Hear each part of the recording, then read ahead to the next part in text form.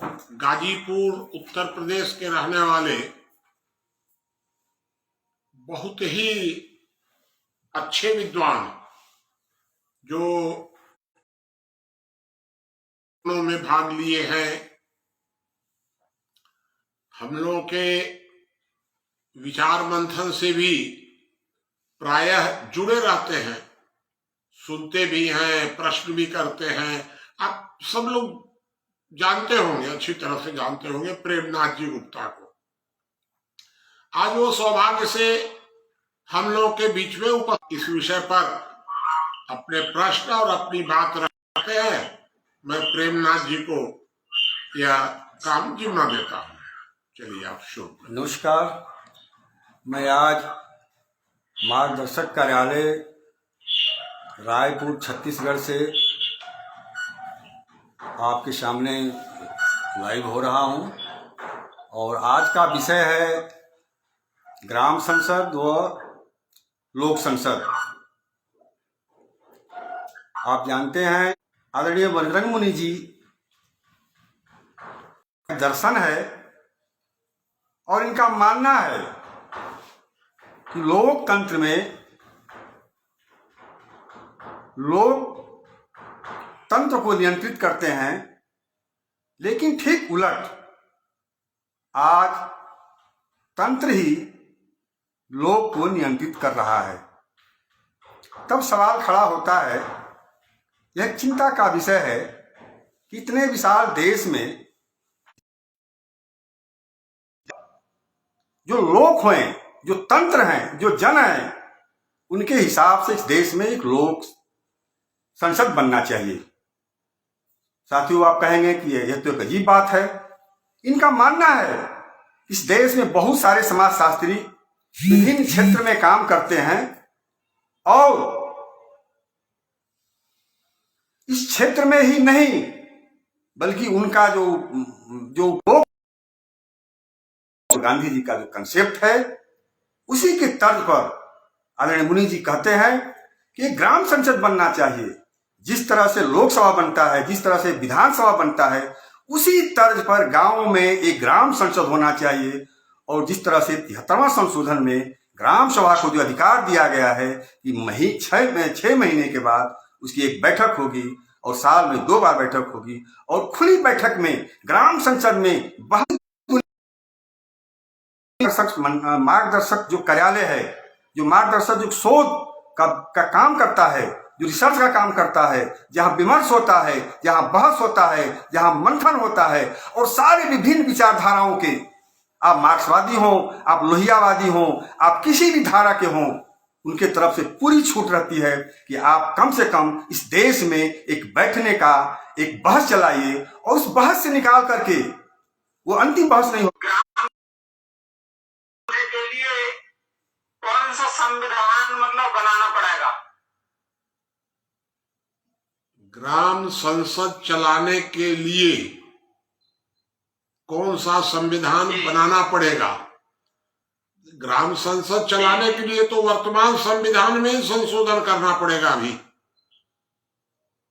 क्योंकि जब तक वर्तमान संविधान संशोधित नहीं होता है तो आप ग्राम संसद कैसे? जो प्रेम 90% ठीक है, 10% उसमें थोड़ा सा कंफ्यूजन है, वो मैं आपको भी बता देता हूं, इनको भी बताता हूं। हम लोग लोक संसद जो बना रहे हैं वह वर्तमान संसद के ऊपर नहीं बना रहे हैं, ये समझ लीजिए। सबसे ऊपर, क्योंकि संविधान से ऊपर तंत्र हो गया। तंत्र के नीचे होना चाहिए कानून।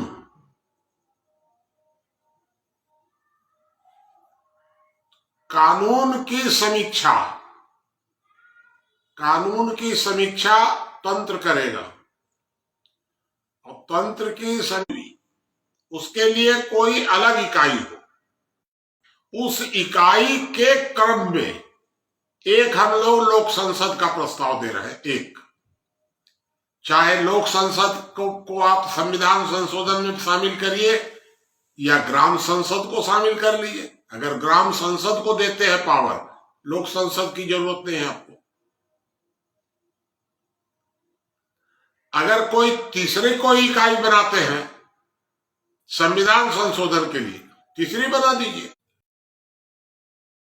और दोनों के बीच में विवाद स्थायी हो गया, एकदम दोनों अड़ गए, तब लोक माने जनमत संग्रह होगा उस स्थिति में, क्योंकि दोनों समकक्ष है एकदम। ये कंसेप्ट इसका इस तरह का है। अब लोक संसद के अधिकार क्या क्या होंगे, इतना ही रहेगा, इससे ज्यादा नहीं। अब आप नरेंद्र जी आप पूछिए अगर और कोई बात आपको समझ में आई हो।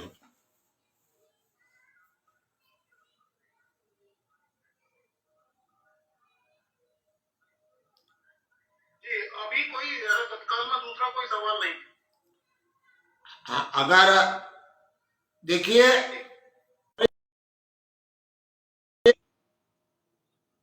543 लोग उसमें भी चुने जाएंगे, वो किसी पार्टी से नहीं खड़े होंगे, उसमें पक्ष विपक्षी दल नहीं होगा, व्यक्ति होगा, केवल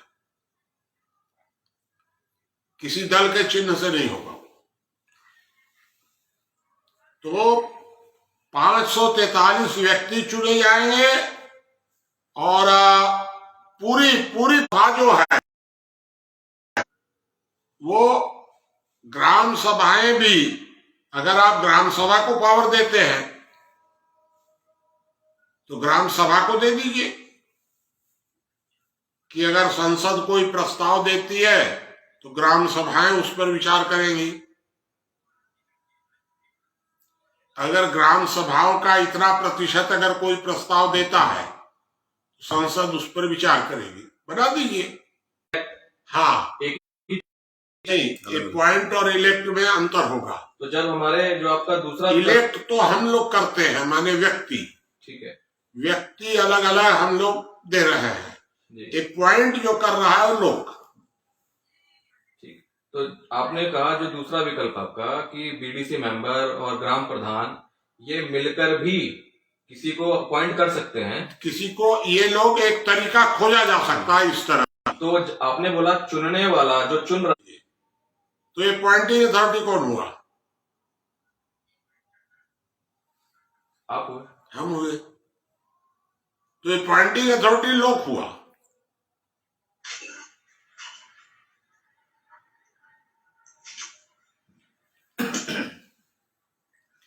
अब इसमें महत्वपूर्ण बात ये आ रही बाबूजी कि आप कह रहे हैं कि एक लोक संसद के पायलट मूल प्रश्न तो यह है,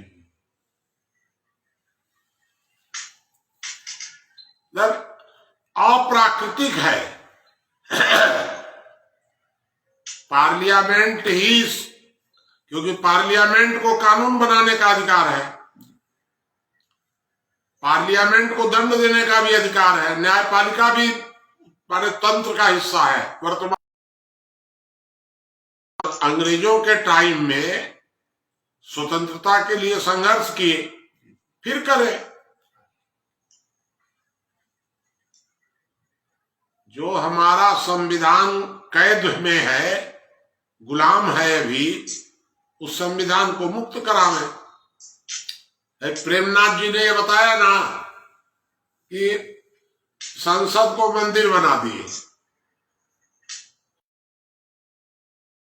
बैठ करके चर्चा कर रहे हैं कि हम लोग कम से कम 25-50 लोगों को तो हम समझा सकेंगे।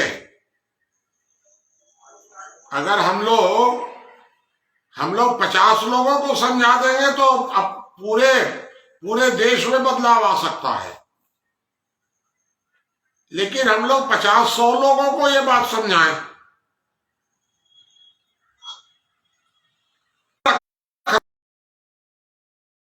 अपने नाम के आगे लिख रहे हैं गांधी, अब कुत्ते सरीखे सत्ता के लिए लड़ाई लड़ रहे हैं, कुत्ता सरीखे।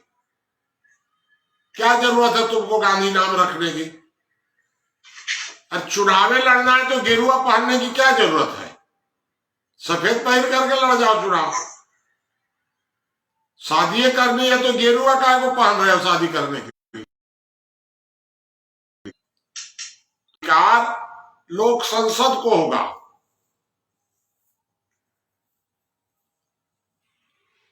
और कानून बनाना, पालन कराना सब काम तंत्र का होगा, वर्तमान जो तंत्र है उसका। दोनों का काम बिल्कुल अलग अलग होगा एकदम। केवल संविधान संशोधन। केवल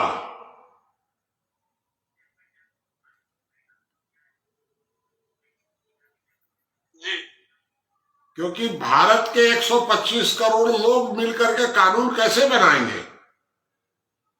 तो वो तो केवल संविधान बना करके दे दिए तंत्र को, बस आप इस मुताबिक काम करिए। हो तो जनता क्या करे उसमें? वहां पर नियंत्रण नहीं है, कुछ नहीं है। तो जनता संविधान से तो कोई मतलब ही नहीं है उसका। जनता तो तंत्र चुन रही है केवल।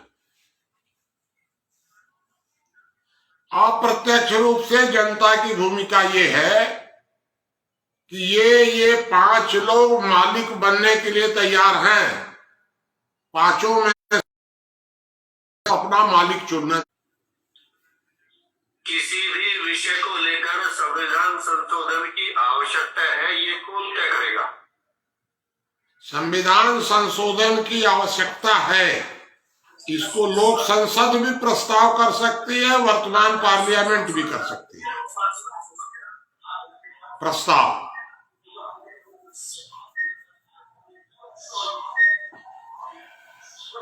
सभा के अंतर्गत कानून बनाने और क्रियान्वित करने सारा अधिकार ग्राम सभा को।